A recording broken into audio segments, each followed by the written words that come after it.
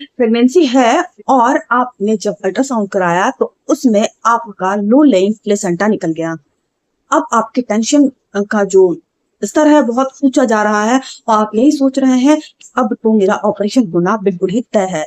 तो ठहरिए, रुकिए, आप इस वीडियो को अच्छी तरीके से समझिए कि लो लेंथ प्लेसेंटा हमेशा खतरनाक नहीं होता है। आप उसको पहले समझ लीजिए। जरूरी नहीं है कि आपका लो लेंथ प्लेसेंटा आपकी जो अल्ट्रासाउंड की रिपोर्ट में आया है तो आपका ऑपरेशन होगा।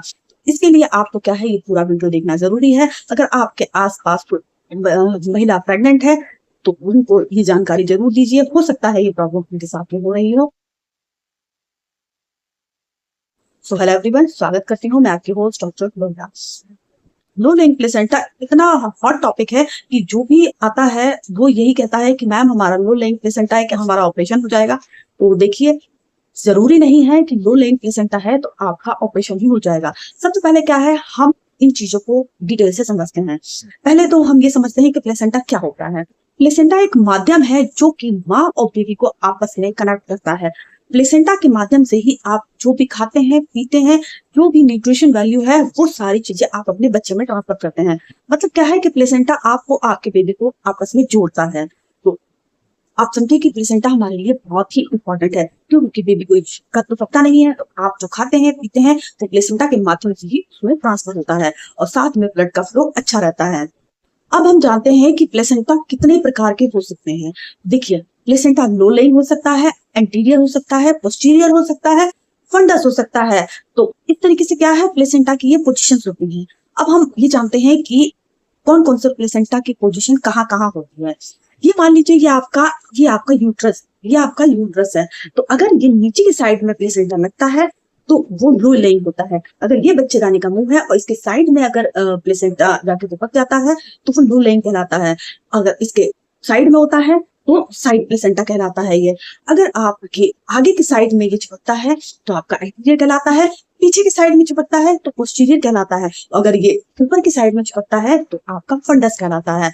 तो इसमें अब हम ये जानते हैं कि इसमें कौन सी कंडीशन खतरनाक होती है, कौन सी कंडीशन आपकी नॉर्मल डिलीवरी के लिए सफिशियंट होती है। तो देखिए, सारी कंडीशंस में आपकी नॉर्मल डिलीवरी हो सकती है। सिर्फ जब लो लेइंग प्लेसेंटा बिल्कुल ही बच्चेदानी के मुंह पे रखा रहता है, उस कंडीशन में आपकी नॉर्मल डिलीवरी के चांस नहीं होते हैं और आप लोगों को जिद भी नहीं करना चाहिए। मैंने बहुत सी कंडीशंस में ये देखा है कि हम पेशेंट्स को पूरी तरीके से कन्वेंस कर लेते हैं कि आपका लो लेंथ प्लेसेंटा है, इसमें आपको खतरा हो जाता है, लेकिन पेशेंट और उनकी फैमिली एकदम जिद पे आ जाते हैं कि हमें तो नॉर्मल डिलीवरी करानी है, इसमें आपका ही कुछ फायदा होगा और इस तरीके की बातें करते हैं। तो देखिए, इसको समझना बहुत जरूरी है कि लो लेंथ प्लेसेंटा रिस्की भी हो सकता है।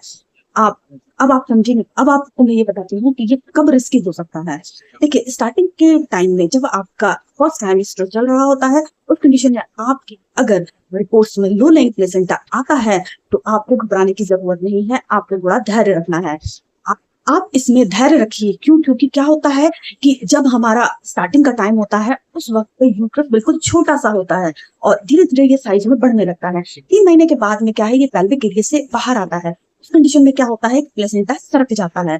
अगर ये प्लेसेंटा ऊपर सरक गया तो कोई बात ही नहीं है। उस कंडीशन में क्या है, आपकी नॉर्मल डिलीवरी हो जाती है। इसके साथ में आपको रेगुलर स्कैन कराना चाहिए, आपके डॉक्टर से मिलते रहना चाहिए। इसके बाद जो अगला स्कैन होता है, उस स्कैन में भी अगर आपका प्लेसेंटा का लेवल लो लेंगे है तो आपको फिर भी थोड़ा इंतजार करना चाहिए और आपको ये देखना चाहिए कि आगे का जो समय है उसमें इसमें क्या परिवर्तन आते हैं। अगर आप लास्ट के 34 से 36 वीक में अगर आप अल्ट्रासाउंड कराते हैं, उस कंडीशन में भी आपका लो लेइंग बिल्कुल बच्चेदानी के मुंह पे आता है प्लेसेंटा, तो फिर ये घबराने की बात है, क्योंकि इस कंडीशन में आपका सीजर ही होना है। इसके साथ साथ अगर आपको स्टार्टिंग के टाइम से ही अगर ब्लीडिंग आ जाती है और आपको चलने में प्रॉब्लम होती है तो इस तरीके की कंडीशन में आपको रेस्ट करने की जरूरत होती है, क्योंकि ये बहुत ही रिस्की होता है। इस कंडीशन में आप अपने डॉक्टर के द्वारा दिए गए इंस्ट्रक्शन को फॉलो कीजिए। आपको इसमें क्या करना है कि कुछ चीजों का विशेष ध्यान रखना है। सबसे पहली बात क्या है, आपको कोई भी एक पोजीशन में ज्यादा देर नहीं रहना है। अगर आप खड़े हैं तो ज्यादा देर खड़े नहीं रहिए, बैठे हैं तो बैठे मत रहिए। आपको धीरे धीरे सारे काम करने हैं। कंडीशन में आपको ज्यादा सीढ़ियां चढ़ना उतरना भी नहीं है, क्योंकि आपको ब्लीडिंग हो सकती है। इस कंडीशन में आपको अपना ख्याल बहुत रखना है। इसके साथ में अगर आपकी स्टार्टिंग में 3 मंथ में अगर लो लेइंग है, अगर आगे आप टेस्ट कराते हैं, अगर उसमें इसकी पोजीशन बदल जाती है, तो आपके नॉर्मल डिलीवरी के चांस हो सकते हैं। लेकिन अगर लास्ट मोमेंट तक अगर ये लो लेइंग प्लेसेंटा है, तो आपको नॉर्मल डिलीवरी की जरूरत छोड़ देनी चाहिए। क्योंकि इसमें क्या होता है कि अगर हम नॉर्मल डिलीवरी करने की कोशिश भी करते हैं, अगर बच्चेदानी का मुंह खुल भी जाता है, उस कंडीशन में क्या है, सीधे ब्लीडिंग होने लगती है और उस कंडीशन में माँ बच्चे दोनों की जान पर खतरा हो सकता है। देखिए, मैं आपको कोई डराने की कोशिश नहीं कर रही हूँ, लेकिन जो सच है वो मैं आपको बता रही हूँ। इस कंडीशन में आपको क्या करना है, आपकी जो डॉक्टर आपसे कहती है उनको फॉलो कीजिए और उनके अकॉर्डिंग आप चलिए। इसके साथ में आप अपना ख्याल रखिए और अगर आपको इस तरह की समस्या है तो डॉक्टर के दिए गए सारे जो प्रिस्क्रिप्शन है उनको फॉलो जरूर कीजिए। इसके साथ साथ अपना ख्याल रखिए। कभी कभी ऐसा होता है लो लेइंग प्लेसेंटा में आपको डॉक्टर बेड रेस्ट बोल देते हैं, आपके पैर ऊपर रख के और 2 तकिया रख के इस तरीके से आराम करने की सलाह दी जाती है। तो आपको उनकी सारी बातों को फॉलो करना है, क्योंकि हर बार लो लेइंग प्लेसेंटा खतरनाक नहीं होता। मैंने आपको जो सारी बातें बताई उस कंडीशन पे आप ध्यान दीजिए।